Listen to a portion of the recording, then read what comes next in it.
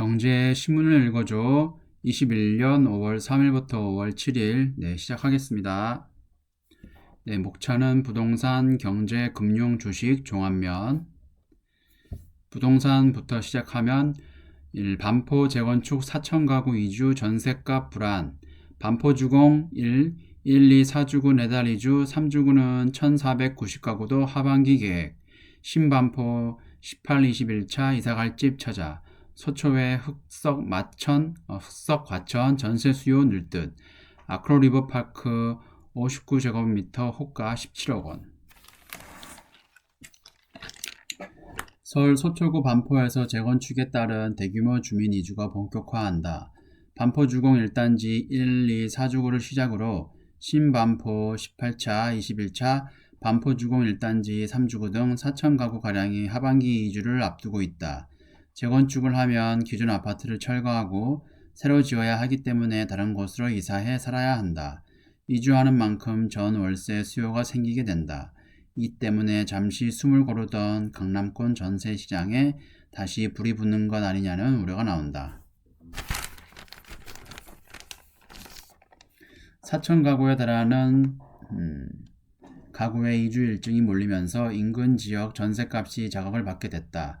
지난해 7월 말 임대차 보호법 시행 이후 전셋값이 급등한 이후 현재는 전세 수요가 다소 줄어들었다. 하지만 이주가 시작되면 기존 신고가보다 많게는 수억 원 이상 전셋값이 오를 수 있다는 예상이 나온다. 이주 수요가 방배 등 서초구 내뿐 아니라 동작구 흑석동, 과천 등 인근 지역 전세시장까지 흘러들어갈 것이라는 전망도 나온다. 장재현 리얼투데이 리서치 본부장은 과거 개포주공과 가락시형 등 대규모 재건축 단지 이주 전후로 강남권 일대 전셋값이 들썩인 사례가 있다며 당분간 서울 입주 물량이 부족한 것도 전세 시장의 불안 요인 중 하나라고 강조했다.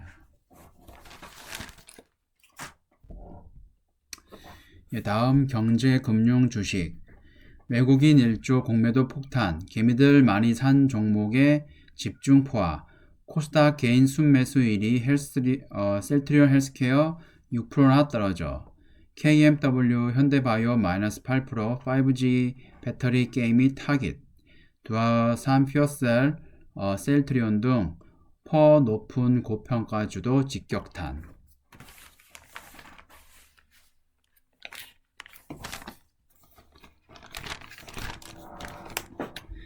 작년 코로나19 이후 상승장에서 개인과 외국인이 맞붙었다.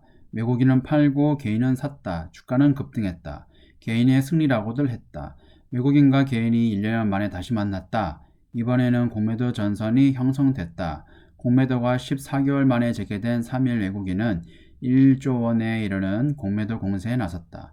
바이오 2차전지 운송 등 개인이 많이 산 주식이 주로 공매도 대상이 됐다. 이들 종목의 주가는 급락했다. 바이오 2차전지주가 시가총액 상위에 많이 포함된 코스닥의 피해가 더 컸다. 유가증권 시장은 상대적으로 선방했다. 실적 개선이 이어지고 있어 외국인이 공매도에 나서기 쉽지 않을 것이란 분석이다. 공매도 예상보다 강도 셌다. 3일 외국인은 유가증권과 코스닥 시장에서 총 9,718억 원어치를 공매도했다. 공매도 금지 조치 이전에 지난해 1월에서 3월 과로평균 공매도 금액이 6천억 원대를 감안하면 강도는 강했다는 평가가 나온다. 이날 두 시장에서 외국인 순매도액인 6,228억 원을 훌쩍 넘어서는 규모다. 그 여파로 코스피 지수는 0.66%, 코스닥은 2.2% 하락했다. 공매도는 개인이 투자한 종목으로 향했다. 코스닥은 심리 때문이라도 공매도의 영향을 받을 수 없었다고 말했다.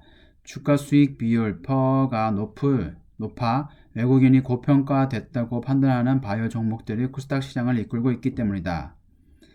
상대적으로 선방한 코스피. 반면 기관과 외국인이 비중이 높은 유가증권 시장은 공매도 충격을 덜 받았다. 낙폭이 과대한 자동차, 반도체, 보험 등으로 매수세가 유입되면서 충격이 상쇄된 영향이다. 하지만 유가증권 시장도 총 7,539억 원에 달하는 외국인 공매도로부터 자유롭지 못했다.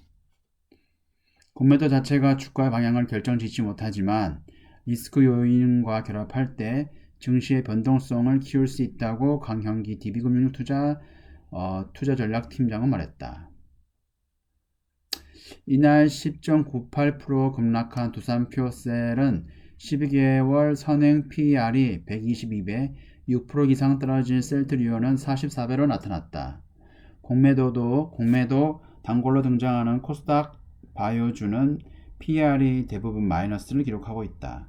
강 팀장은 이달부터 인플레이션 논쟁이 재점화하면서 고밸류 주식은 다시금 취약해질 수 있다며 이들 종목의 공매도가 집중될 가능성에 대비할 필요가 있다고 분석했다.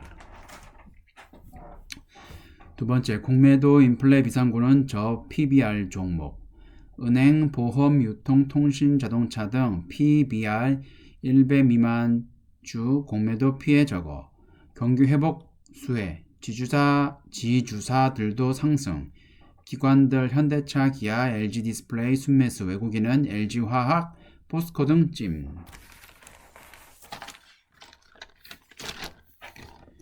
인플레이션에 대한 우려가 커지고 있다. 인플레이션에 대응하기 위해 금리 인상 가능성이 거론되자 미국 기술주 중심의 나스닥 지수는 4일 1.88% 급락했다.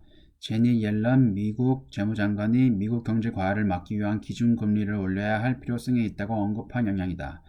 반면 대형 우량주 위주의 다우존스는 0.06% 올랐다.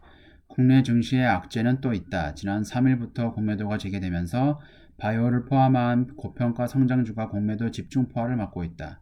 공매도를 활용해 비싸 보이는 것은 팔고 싸 보이는 것은 사는 과정에서 주가 수익 비율 PER이 고평가된 종목의 주가가 빠지고 있다.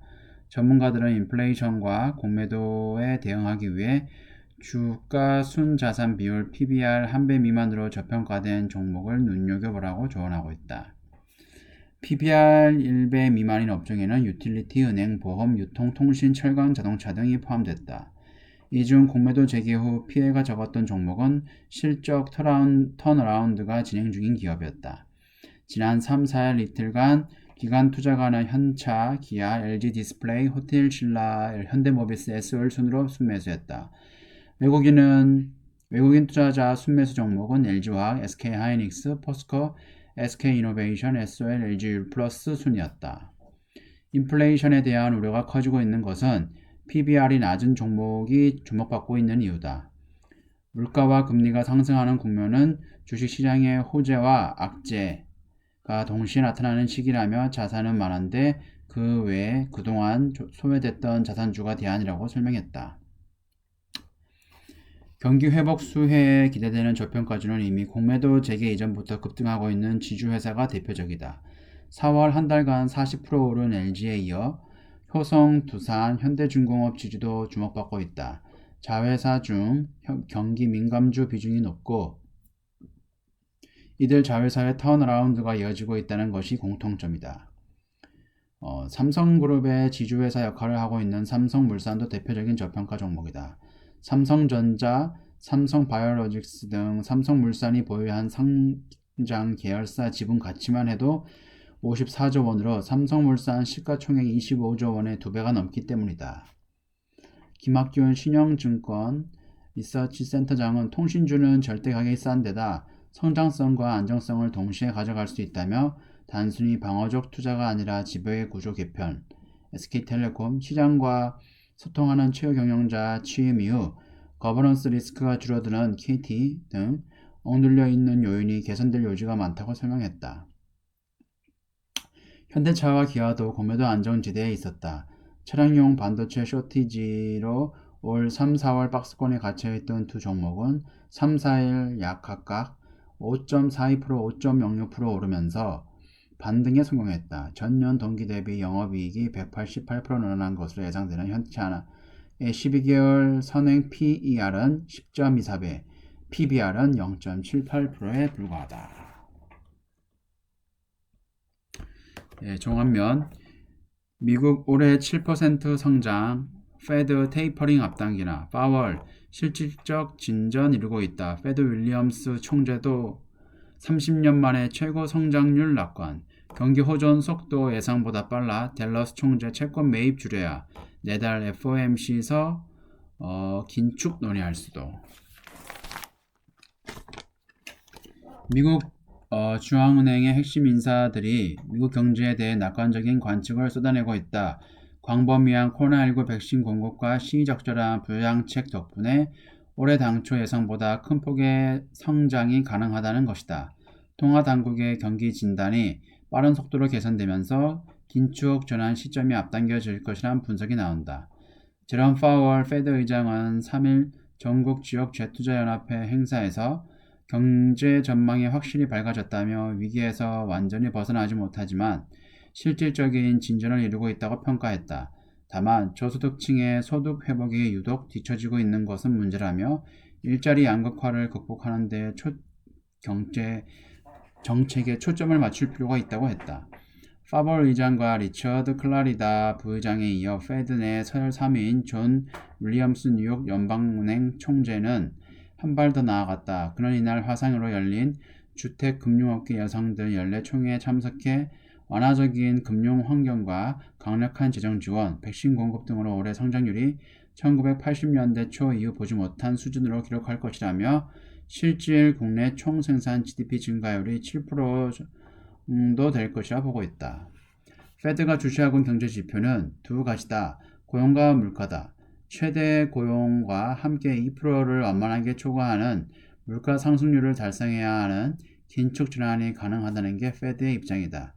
일각에선 페드가 다음 달 FOMC 정례 회의에서 테이퍼링 논의를 시작할 것으로 보고 있다. 경기 호전 속도가 빠른 데다 페드 내에서도 입장 변화가 감지되고 있어서다. 투자회사인 제프리스는 파월 의장이 시장과 충분히 소통한 뒤 긴축에 나서겠다고 약속한 데다 실업률 역시 빠르게 떨어지고 있다는 점을 감안할 때 6월 회의 때 테이퍼링을 언급할 것이라고 예상했다. 도이체방크는 이보다 늦은 8월에 테이퍼링을 논의하고 연말에 공식 발표할 것이라고 전망했다.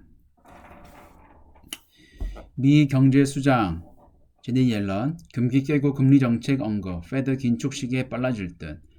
5조 3불 돈풀기에 4조 불 초과, 인플레 압력 갈수록 커져, 경기 회복 속도 가팔라, 연말께 테이퍼링 가능성 제기.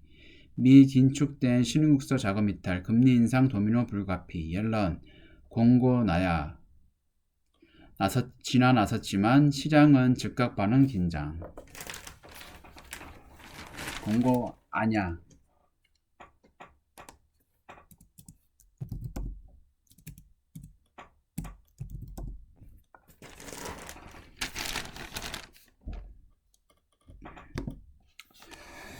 제니 옐런 미 재무장관이 4일 기준금리 인상 가능성을 거론한 것은 경기 상승 속도가 지나치게 빠르다는 우려에서다.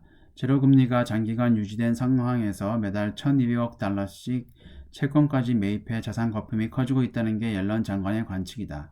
다만 증시가 크게 흔들리는 등 파문이 일자 그는 금리 인상을 예측 또는 공고한다는 의미가 아니었다며 서둘러 진화에 나섰다.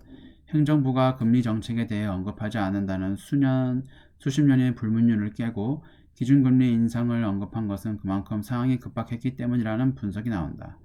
팬데믹 불황을 극복하기 위해선 대규모 지출과 통화 팽창 정책이 불가피하지만 동시에 물가가 뛰고 자산 거품이 생기고 있다는 인식을 하고 있다는 얘기다. 미국의 전문가들 사이에서 서둘러 긴축 전환을 준비해야 한다는 목소리가 커지고 있다.